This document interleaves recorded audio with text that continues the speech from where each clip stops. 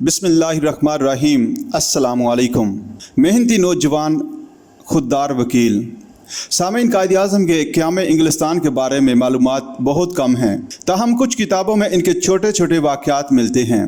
مثال کے طور پر قائد اعظم بیرسٹری کر چکے تھے اور ڈگری کے انتظار میں تھے جب بمبئی کے ایک ممتاز پارسی لیڈر دادا بھائی نوروجی نے، جو لندن میں مقیم تھے، سینٹرل فینسبری کے حلقے سے دارالعلوم کے لیے الیکشن لڑنے کا اعلان کیا۔ ہندوستان کے دوسرے نوجوان طالب علموں کی طرح قائد نے بھی ان کے ورکر کے طور پر زور و شور سے کام کرنا شروع کر دیا۔ انگلستان کے وزیر اعظم نے ایک تقریر میں ہندوستانی امیدوار کو بلیک مین یعنی کالا آدمی کہہ دیا۔ ان الفاظ سے ہندوستان سے آنے والے نوجوانوں بالخصوص طالب علموں کے جذبات کو بہت ٹھیس پہنچی۔ طالبہ نے جو احتجاج کیا ان میں مسلمان طالب علموں میں محمد علی جناح اور ہندوؤں میں CR داس سب سے آگے تھے۔ اس مہم سے دادا بھائی نوروجی کو بہت فائدہ پہنچا اور وہ آسانی کے ساتھ دارالعلوم کے رکن بن گئے۔ قائد کی زندگی کا ایک بہت دلچسپ واقعہ ہے کہ اکثر نوجوانوں کی طرح انگریزی ادب کے مطالعہ کے دوران وہ مشہور ڈرامہ نگار شیکسپیئر سے بہت متاثر ہوئے اور ان کے ڈرامے دیکھنے کے لیے اولڈ اوک جاتے، جہاں متعدد تھیٹر موجود تھے۔ ایک مرحلے پر شیکسپیئر ڈرامیٹک کلب کی طرف سے انہیں پیشکش کی گئی کہ وہ بھی ڈرامے میں کام کریں، لیکن جب انہیں کردار سنایا گیا تو وہ بہت معمولی تھا۔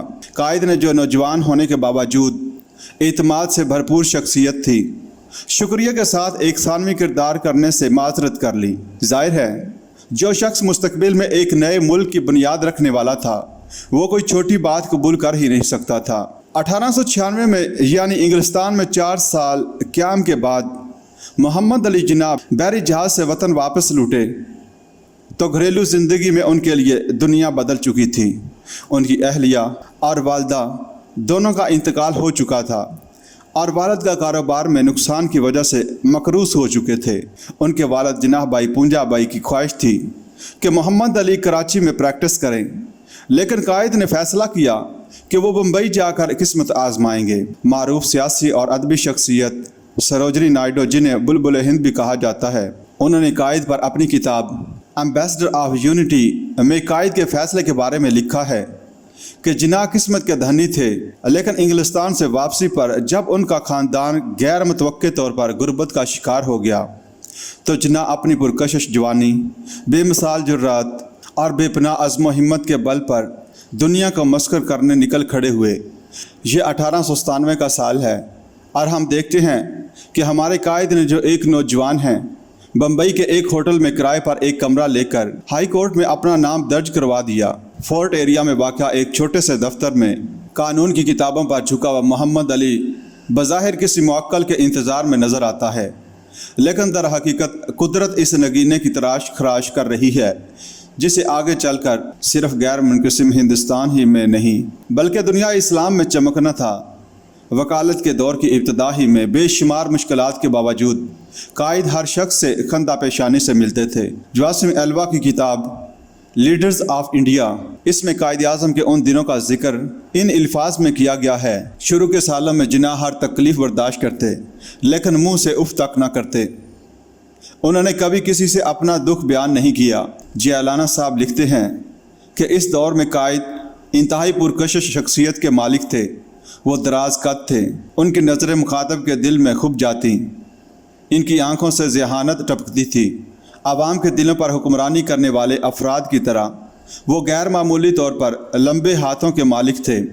البتہ مالی طور پر بہت زیادہ خوشحال نہ ہونے کے باوجود وہ انتہائی نفیس لباس پہنتے اور ہمیشہ دوسروں سے ممتاز نظر آتے۔ جلد ہی جناح کی محنت رنگ لائی اور بمبئی کے قائم مقام ایڈوکیٹ جنرل میک فرسن نے انہیں اپنے ساتھ کام کرنے کی دعوت دی۔ انہی دنوں ریزیڈنسی مجسٹریٹ کی ایک عارضی آسامی خالی ہوئی تو نوجوان محمد علی کو اس پر تعینات کر دیا گیا۔ اس کے بعد انہیں 1500 روپے ماہوار کی پیشکش ہوئی، جو اس دور میں بہت بڑی رقم تھی، مگر انہوں نے ملازمت سے معذرت کی اور وکالت کے لیے اپنا ذاتی دفتر کھولا۔ اب ان کی مالی حالت کچھ سنبھل گئی تھی۔ انہوں نے اپنے والد کو بمبئی آنے کی دعوت دی۔ جناح بھائی پونجا بھائی کراچی سے بمبئی منتقل ہو گئے۔ سر چمن لال کی کتاب रिकलेक्शंस एंड रिफ्लेक्शंस में कायद के इस दौर की वकीलाना ज़िंदगी के मुतअद्दिद वाक़यात दर्ज हैं। इस ज़माने भी कायद की आज़ादी, इजहार और जुर्रत और हिम्मत बेमिसाल समझी जाती थी। जवासिम एलवा की किताब लीडर्स ऑफ इंडिया में एक दिलचस्प वाक़या दर्ज है कि हुकूमत हिंद के home member sir William Benson ने कहा कि लोग हम ICS अफसरों पर हमेशा नुक्ताचीनी करते हैं कि सख्ती और दरश्ती से पेश आते हैं। आप मुझे एक भी ऐसा सिविल ऑफिसर दिखा दीजिए जो सख्ती और दरश्ती के अलावा जंगजोई में मिस्टर जिन्ना का मुकाबला कर सके।